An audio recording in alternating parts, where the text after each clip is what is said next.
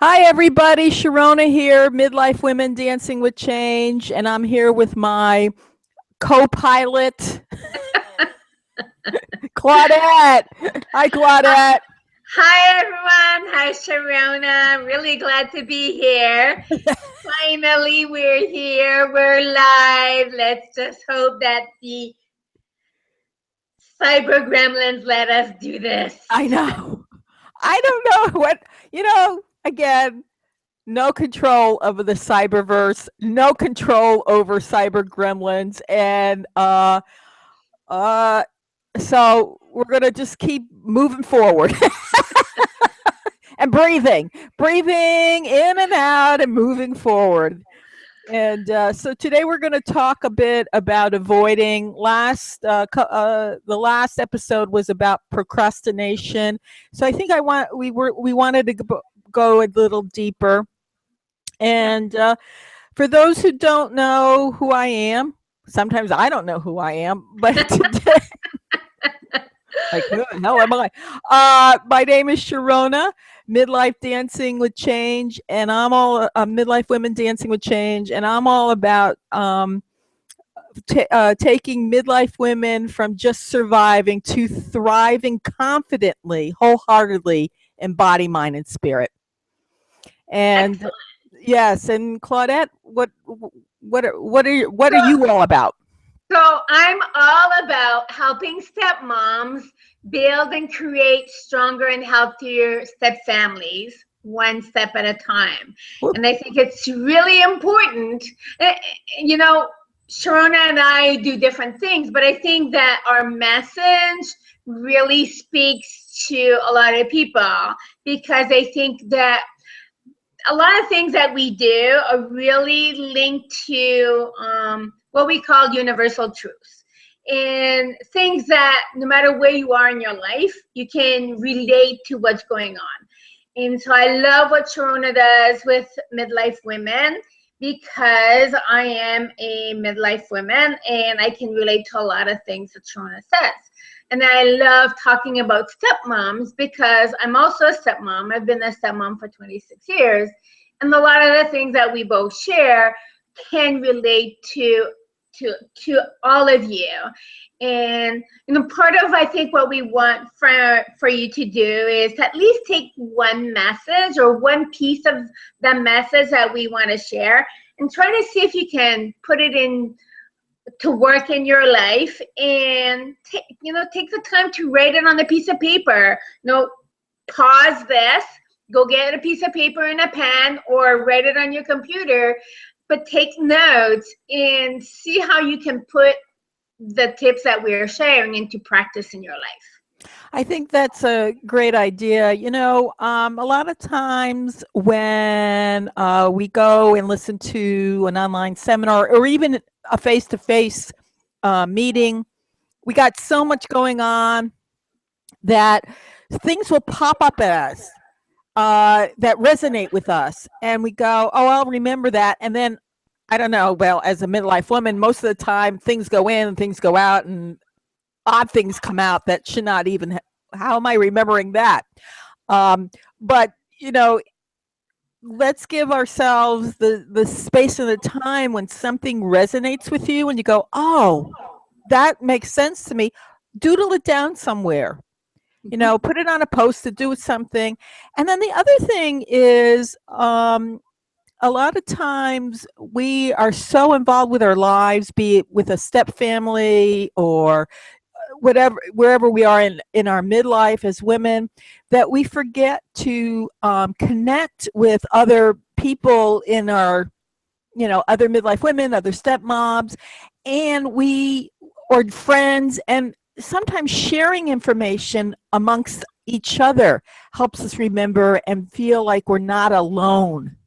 I think a lot of times that we have a sense that we got to do it all ourselves, and we're not alone. We're not meant to do it all by ourselves. So we're here, I know Claudette is here to, support stepmoms. I'm here to support midlife women. And today we are going to talk about avoiding. And, For me, when I think about avoiding, it's that place where we go when we feel terrified that something's going to happen if we do whatever we need to do.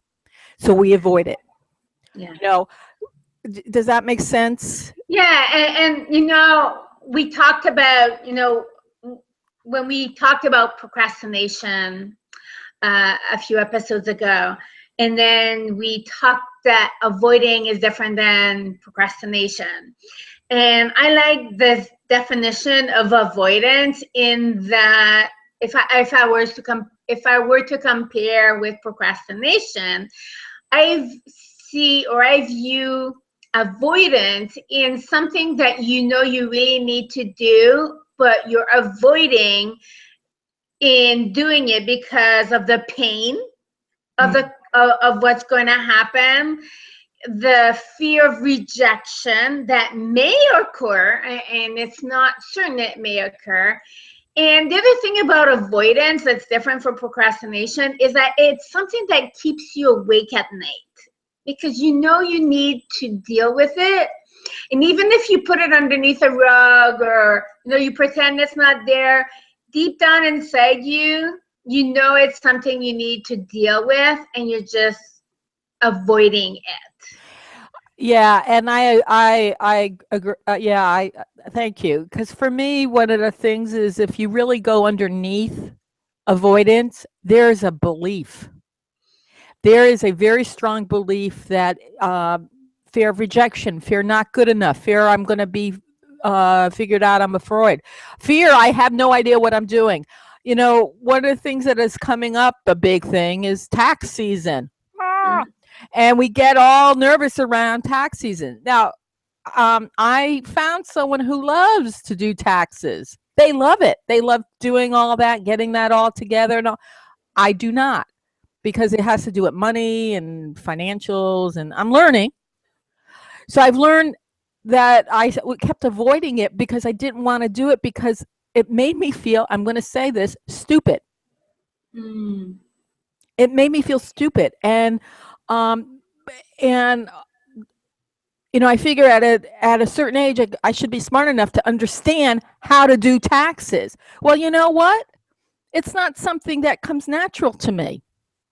So I had to find someone else to do that. Another thing is avoiding making a health change. I have a woman that I'm working with right now. She knows she needs to make a health change. She's got diabetes. It's not looking good. She has to lose some weight, for health reasons, not because we want to be a size 2. And she keeps avoiding making the change because she's afraid of what is going to happen on the other side of the change. So she's avoiding making any changes. Yeah. So, Those are great points. yeah. I mean, they're great points. I mean, and I want to come back to what you said about, you avoided your taxes or asking for taxes because you were afraid of being a fear of feeling stupid. And I think the word stupid is a really strong word that I think we don't talk enough about. And I think, when we hear the word stupid, I think we have to understand that that is someone else's perspective on us and not necessarily or it's a reflection that we think people have of us and not necessarily what people think of us. And so, words, we have to be really careful with words. So I just wanted to throw that in. You talked about avoidance in terms of health. How many people avoid going for a health checkup, fearing they may find that dreaded disease, right? Yes. And think about it for a second, right? The more you avoid that dreaded thing, the more it's going to come into your face. Yes. Another example I want to share is conversations. Mm-hmm. How many times have you or someone avoided having an important conversation? Whether it's a mom with their kids, with your spouse, with your very good friend, with your mom or your parents or your sibling, that conversation that you need deep down to say, something's happening in our relationship. I don't want to have that conversation. I'm avoiding that conversation because, one, I don't want to rock the boat, right? Truth is that when you're avoiding that conversation, you are rocking that boat. Yeah, and it's also, you know what? When you avoid that conversation, whatever that conversation is, it actually follows you around. You act differently, you listen differently with that person. I know, and I've done that where because of fear of confrontation or not wanting, I didn't want to get hurt or whatever that is, or I was going to lose their respect or whatever that is. Again, there's a belief underneath it. Is that I realized I started doing that. I'll pretend they don't exist, and I'll avoid talking to them, which is very hard if they're in your own home. And it's also very hard if they're in your workplace because you keep running into them. So the question that I have then is, when you're at that point where you keep avoiding the same thing over and over and over again, whatever that is, be it in your personal life, in your professional life, in your finances, in your health, the question is, and if you dig down, is what are you really afraid of? What is stopping you from going forward? And really ask that question. What is so fearful about moving forward with whatever you need to move forward with? So I'd like for us to, play around with that so that, the people who are listening or our audience can maybe have like some perspective or ideas. So, you asked a great question. What are we really afraid of? So let's give a few examples. Okay. Fear of being stupid. Being stupid. Right? We talked about this a few seconds. Fear of not being good enough. Mm-hmm. Fear of, they're gonna think I'm the bad person here by stirring the boat or whatever, right? I see this a lot with stepmoms. I don't want to talk about this. I don't want to be seen as the evil stepmom. Right. Oh yes. Right. Right. Or like having conversations with siblings or your mom. Conversations with my family, they're going to think like I'm the bad person. Really? Mm-hmm. Another thing is fear of rejection. If I say what I really think about a situation on boards of various organizations, and some of the conversation was like, no, this doesn't make sense. So avoiding what he said for fear of being part of the program, like being the confrontational person. No, that's a fear. Yeah. That comes up for you, Sharona. Well, first of all, I just want to say there's a little technical glitch happening. Your voice is coming in a little choppy, so I wanted to put that out there, and let me know if that happens to me. You're clear. Okay, thank you. So for one of the things that I find difficult, for me, it comes down to the fear of judgment, fear of being judged, the fear of I think we talked about rejection, but fear of being judged, the fear of appearing to be a fraud, like I don't know what I'm doing. There is, I think I was talking to someone about that 80%, I think we talked about this, but I thought this was a great statistic. 80% of all those who went to Harvard feel like they got in by mistake. Wow. That's a huge. That's 80%. Think about that. They had to work their tushies off to get there. And yet 80% of them fear that they believed that they got there by mistake. And then there was another study that said, I think it was also pretty high up, that about that amount, maybe a little bit more, that people who seemed successful had that fear or that belief they weren't good enough and they were a fraud.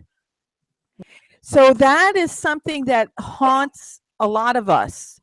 And so because of that, I think that not putting myself out there or not putting ourselves out there, because I don't want people to see me as a fraud. Yeah, those are good points. And I think, so we perceive ourselves. How, what are things that are being said in our heads, right? Yes. Avoid certain things. So, okay, hold on. Instead.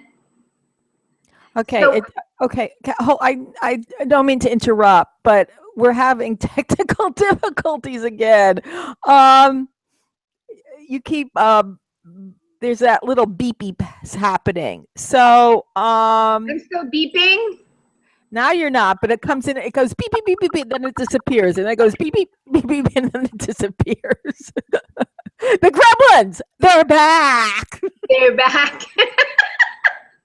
So let's slowly wrap this up. Yes. Okay. Yeah. And so a few things I wanted to share was that instead of thinking negative aspect, like in terms of thinking, what this one question, is this really true about myself? Mm-hmm. If I avoid this conversation because I'm afraid of, Mm-hmm. ask yourself, is that really true? Is that who I am? Okay. Yeah, and I think maybe also, go into that place of, again, going into the mind and into the belief system and saying, where did I learn this belief? Mm-hmm. Was this something that I, came to understand as I was growing older, or was it a belief that was put on me by what other people were telling me about myself? We go back to that word stupid. Some of that was from my point, some of it was from other people's point, but where did that belief come from? Yeah. So both of those both, asking, is this true about me? Is this the truth? Not only is this true about me, but is this the truth in this moment? And what is my belief system, and where did that come from? Who gave that to me? So those are a couple things you can do, we can, so ponder that, and take notes and share with us what you came up with. Yep. Let us know what you came up with. Let us know, how we may be able to support you on your journey, building a strong and healthy step family, or, thriving wholeheartedly in body, mind, and spirit, and as a midlife woman. Let us know how we can support you. And where can they reach you, Claudette?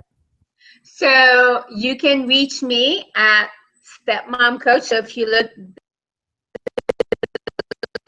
Claudette at stepmomcoach.com, or go to my website, stepmomcoach.com, and I'll be happy to talk with you about your step family issues. And you can reach me. Thank you, Claudette. And you can reach me. And I didn't, wow, That's all spelled wrong. But you can reach me at dancing dancing with change to thrive, the number 2 thrive.com, and at Sharona at dancingwithchangetothrive.com, and let me know how I can, be your faithful sidekick. So there we have it. I want to thank you all today. Sorry for the little gremlin interludes, but sometimes they like to put in their belief systems and and they have no problem avoiding anything. They just No. throw themselves in wholeheartedly. Boom. All right, everybody. See you next time. See you next time.